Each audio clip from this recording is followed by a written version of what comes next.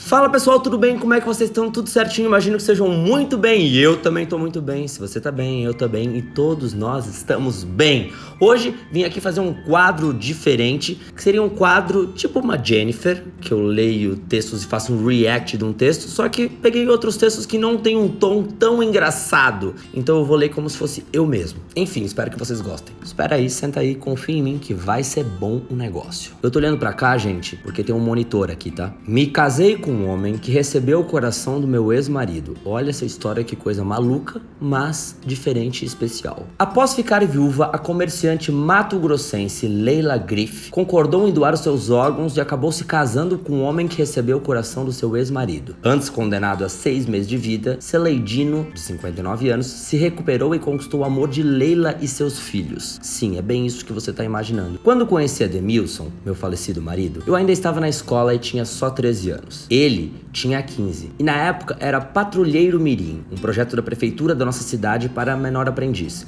e morava com uma tia. Eu só ia à escola e cuidava dos meus irmãos menores, eu ainda não trabalhava. Me lembro que estudava à tarde e ele era do turno da noite, na mesma escola. Todo dia ele jogava bola na quadra e na hora do recreio eu corria só para vê-lo. Um belo dia, uma amiga que estudava comigo nos apresentou. Passamos a nos paquerar. No fim da aula, ele levava os cadernos para mim até perto da minha casa. Não podia me deixar na porta porque meu pai era bravo. Me recordo com saudade que um simples beijo no rosto já era suficiente para oficializar o namoro. Isso aconteceu no começo do ano de 1987. No fim do mesmo ano, fugi da casa do meu pai, que logo descobriu tudo. Ele me prendia e não queria que eu namorasse, achava que eu era nova demais. Apanhei feito uma condenada e logo fugi de novo. Fui trabalhar como babá e morar na casa dos patrões. E assim, eu e Ademilson continuávamos a nos ver. No ano seguinte, já com 14 anos, tive a nossa primeira relação sexual.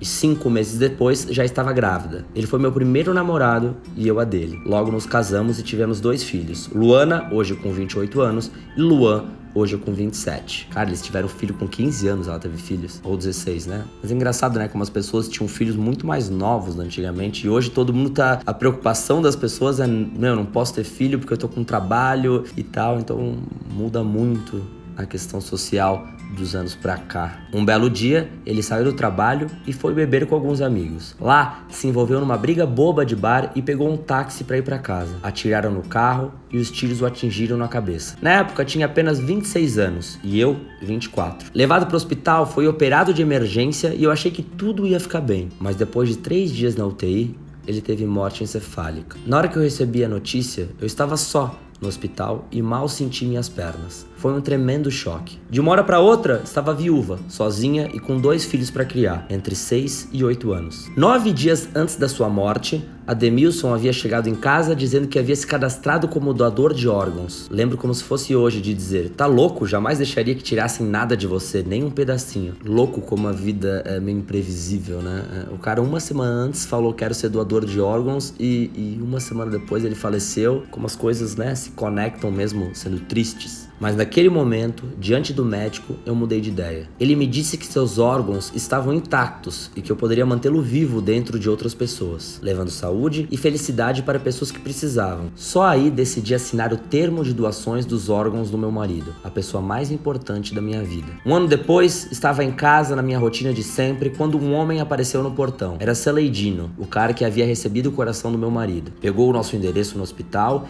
e fez questão de nos agradecer pessoalmente. Contou que já estava sem esperança quando recebeu o transplante. Sofria de cardiomiopatia deletada, ou seja, seu coração cresceu demais e tinha, segundo o médico, àquela altura apenas 6 meses de vida e já estava há tempos na fila de espera do transplante. Celeidino chegou dizendo: muito prazer, sou o rapaz que recebeu o coração do seu marido, e eu quase caí para trás. Quando me recuperei um pouco do baque, estendi a mão para cumprimentá-lo. Ele me puxou, me abraçou fortemente e disse: sinta aqui o coração do seu marido bater. Fiquei tão comovida que as minhas pernas amoleceram e eu comecei a chorar. Ele entrou, conheceu meus filhos e em pouco tempo já estava frequentando a nossa casa. A princípio fiquei um pouco incomodada. Não gostava muito dessa aproximação repentina. Apesar de ter aprovado a doação, não queria ter contato com os receptores. Eles me lembravam da morte do meu marido. Com o tempo, no entanto, fomos nos aproximando e ficamos muito amigos. Ele foi me contando sobre a sua vida. Soube que ele havia sido casado, mas que não teve filhos e com a convivência acabou adotando os meus. Desde que nos conhecemos, conhecemos, todas as vezes que ele ia ao médico na cidade onde eu morava, em Campo Grande, no Mato Grosso do Sul, ele era de outra cidade, 300 km de distância. Ele passava lá em casa para ver as crianças, que logo pegaram muita afeição e carinho por ele. Nessa época, para dar conta das despesas da casa e dos 2 filhos pequenos, eu tinha 2 empregos. Durante o dia,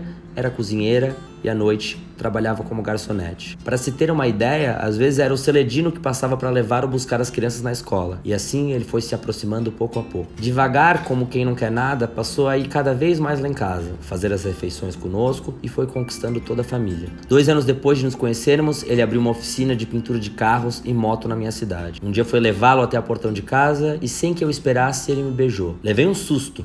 Juro que nunca o havia enxergado com outros olhos que não fosse de um grande amigo. Eu tinha até outros paqueras nessa época.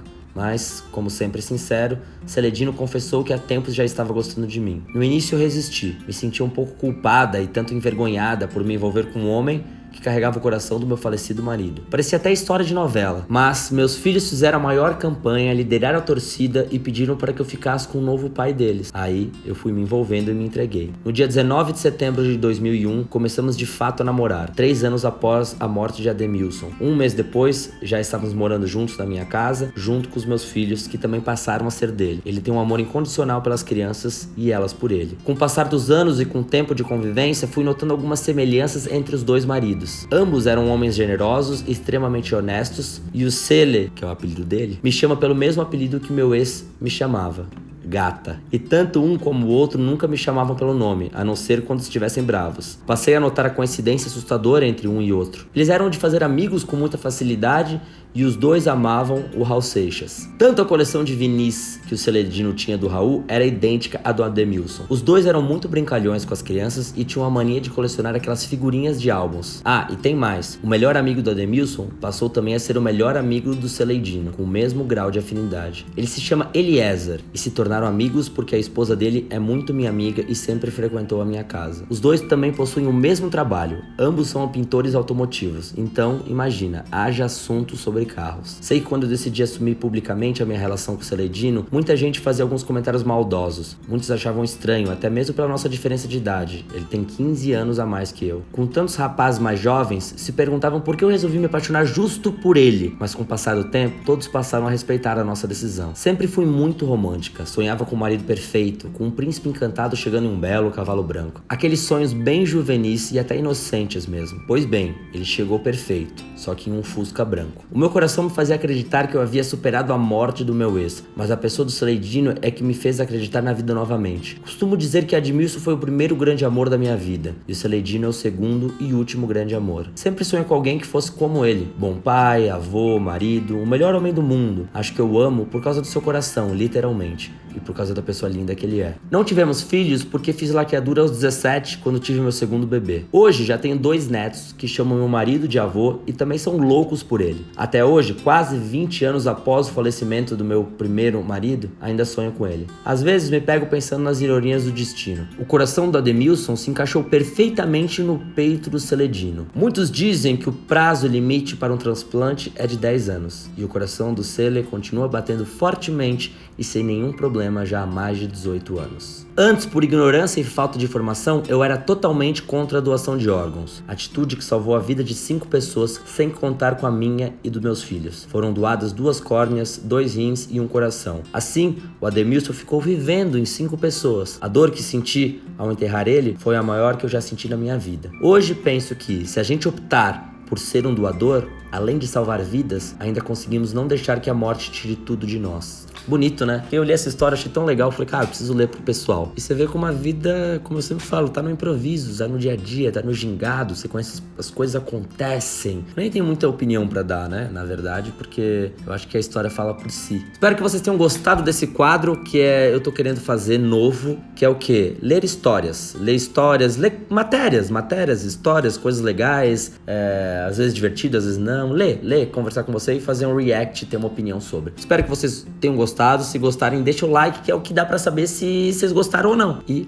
é isso aí. Um grande beijo, se cuida, a gente se vê logo, se fala logo tudo de bom e até!